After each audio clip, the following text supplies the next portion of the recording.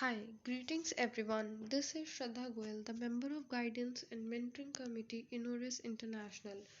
Here we'll learn about the programs available for data collection.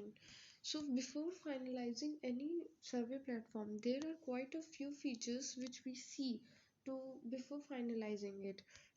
These features are as follows. First of all, time.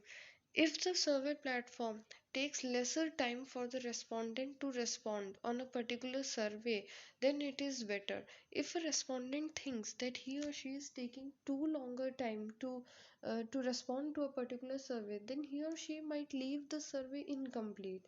So the lesser time it takes, the better survey platform it is. Overall ease of useness. Obviously, easier the platform it is to use, the better survey platform it is. Next is feature richness. The variety of features a particular survey platform provides, the better it is. Feature richness, it may consist of the templates.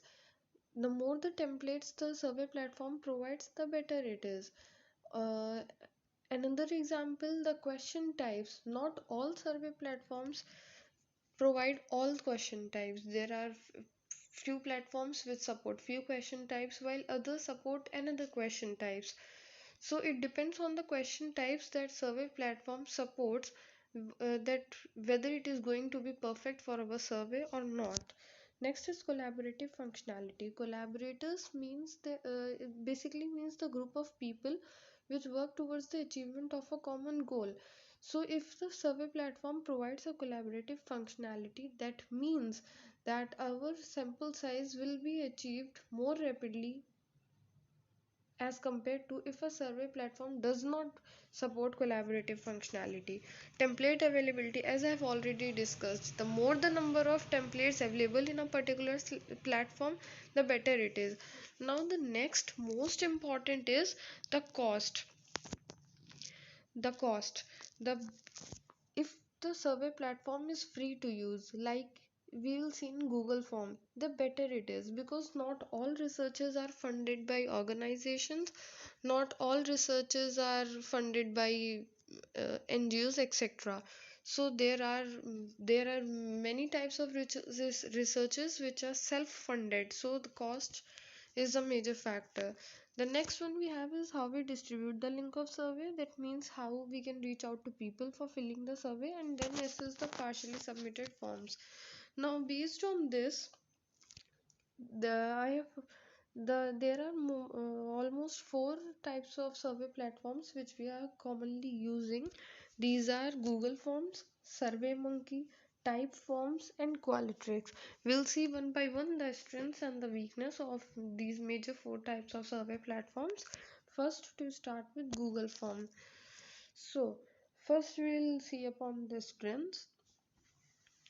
The major strength is the single form separable into multiple sections.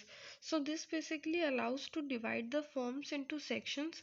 This allows the user to fill out answers which may be grouped together, and sections also break the forms into separate screens. So that's why it is better than others in this respect. Provide wide range of question types. There are multiple question types which are supported by the Google Forms. Some of these are multiple choice questions, dichotomous questions, for example, which are answered in yes or no. Okay. The next is Likert scale question. This is basically a psychometric scale in which the questions in the scale are used in the survey. Next is multiple select matrix question. It is also type of multiple choice, but here we can select more than one options. Then lists, drop downs, image type questions, constant sum type some questions, etc. Drop downs are used where the form is getting crowded. So in order to avoid the crowding, we use the drop downs. The next we have is response can be collected via email or through link directly. Obviously, that means that we can reach out to a larger crowd of people. Responses can be viewed in Google Sheets. Now, this is important for the data analyzing, because data collected should be organized so that analyzing, predicting outcomes, and writing reports become easier. Now the next one is the which is more important is unlimited service. There is no limit to a survey that we can do only this much survey, this much only, or we can reach only to this much range of people, etc., etc. We can make unlimited surveys. It is easy to use. Adding collaborators is possible, and the most important factor is it is almost free of cost. It is 100% free. So in self-funded researches, it is really a good tool to be used. Now there are certain weaknesses of the Google Forms. First is limited branching. Now branching is something that we can say is a double-edged sword. If it is too much, then also it is a drawback. If it is limited, then also it is a drawback. Limited branching is a drawback because suppose if we are conducting a research in which we are focusing on the two different age groups, and and that research requires a different set of questions for both the age groups. Now what we require is that if a person belongs to this age group, then he should continue the research with these questions, and if it belongs to another age group, then it should directly jump to that page and then continue the research. So if limit branching is limited, then this will not be possible. On the other hand, if there is so much branching which a survey platform allows, that also is a drawback, because asking more than one question at a time or the branching question can confuse the respondents, and they might not be able to choose the correct option or the options from the list of answer options provided to them. Second is overly simplistic. So it is very simple. It provides only a 16 of templates, so which is less than what other survey platforms provide. So it is very simple, and also it provides a lesser number of question types, and it is not a primary survey platform because it is used for many other purposes, like for conducting quizzes or for registering in any event, etc. So it is not a primary survey platform. Next we have is Survey Monkey. There are quite a few strengths, so I will discuss the strengths. The first and the foremost is a mobile app for checking in responses. So it is very handy to use, and we can anytime check the responses and anywhere. Survey templates available. It supports almost more than 200 templates. Highly responsive. Collaborative features are available, so the sample size is achieved in a lesser time. More question types are available. It supports almost all the question types which were supported by Google Forms. Plus, it also supports ranking questions, click map questions, file uploaded questions, and slider questions, etc. etc. Collecting responses via email, link, Facebook Messenger, etc. and offline data collection is possible.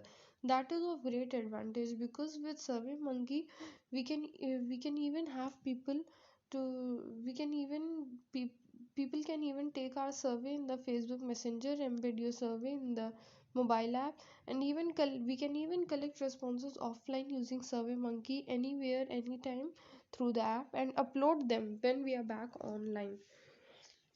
Extra layout options and changing chart type in results is possible, so that basically makes our analysis much easier. Now the weakness. The first and the foremost weakness of the survey platform is it has very limited free tier, because it is a paid platform, so it can't be used to that much extent in the self-funded researches. And most of the better features like templates availability, question types, collaborator functionality, these all are provided in the paid versions of SurveyMonkey. Next we have type forms. Now type forms, helps us to create attractive surveys. That again is because of the more number of templates which are supported by it. Almost more than 600 templates are supported by the type form. Images and videos can be inserted, which is again a plus point. This can't be done with the SurveyMonkey.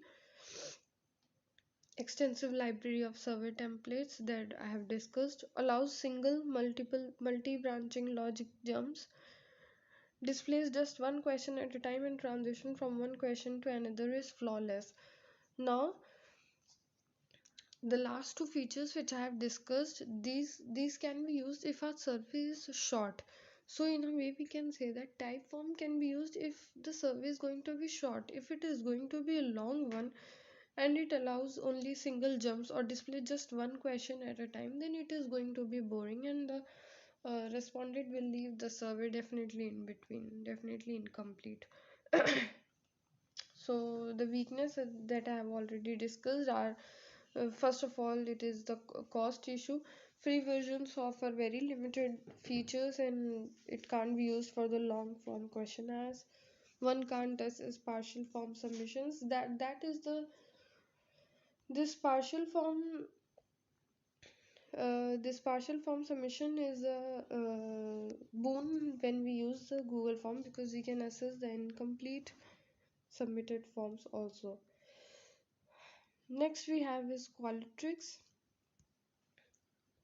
Qualtrics, it is the best of all because it enables feedbacks and polls using variety of distribution means. Results can be viewed in reports and can be downloaded. It allows to share surveys and results as well as collaborating with other users. Designing questionnaires is it feels good, but it is very complicated. It is fundamentally a research tool. It is solely used for conducting researches. It is not used for other purposes. Logical branching options are available. It is easy to switch from one project to another, and we can import questions from a different survey. We don't need to type every time everything. The weakness is the paid version is really costly. So until and unless the research is funded by some organization, it is not a good idea to use Qualtrics. And the other reason is it is not as easy as to use as is Google Form and the Survey Monkey. It is a difficult one, and it is mainly used by the organizations or by the bigger institutes when it comes to research. So all in all, if we summarize what we have seen is, in Google Forms the major benefit is of the price, that we can, it is 100% free and we can use it free of cost. We can assess its features. It is not like that some features will be available for free and some features will be available for the paid version. No, it is not there. It is 100% free. Time to get going is also beneficial. We achieve our goals in less time. It is easy to use, collaborative functionality available. The only drawback is that there are lesser number of features in the form of templates and the question types it supports. Now the Survey Monkey, the template availability is a boon, feature richness is a boon, but it is not a good idea if price is a concern, because its features will be available on its paid versions. It is also easy to use and it also takes less time. Time and easiness is not an issue with Survey Monkey. However, with type form, it is a bit difficult to use than Survey Monkey, and price again is not an issue. The only issue with the type form is that it can be used only for the short surveys and not for the long questionnaires, etc. And not for the long questionnaires, etc. So, if we summarize, finally, one should choose Qualitrix if cost is not an issue. For example, if we are conducting a research for any from any bigger institutes or organizations in which fund is not the problem, we should definitely go for Qualitrix. SurveyMonkey can be used if some organization is funding our research. If cost is an issue only to some extent, okay, then we can use the Survey Monkey. However, if the research is self-funded and there are no major funding options, then we can simply use Google Forms. It is used, no doubt it is used for the surveys also, but if the research is self-funded, then only it is advisable to use the Google Forms. Otherwise, it is better to use other platforms which provide more number of features. So that was all. Thank you. Have a great day ahead.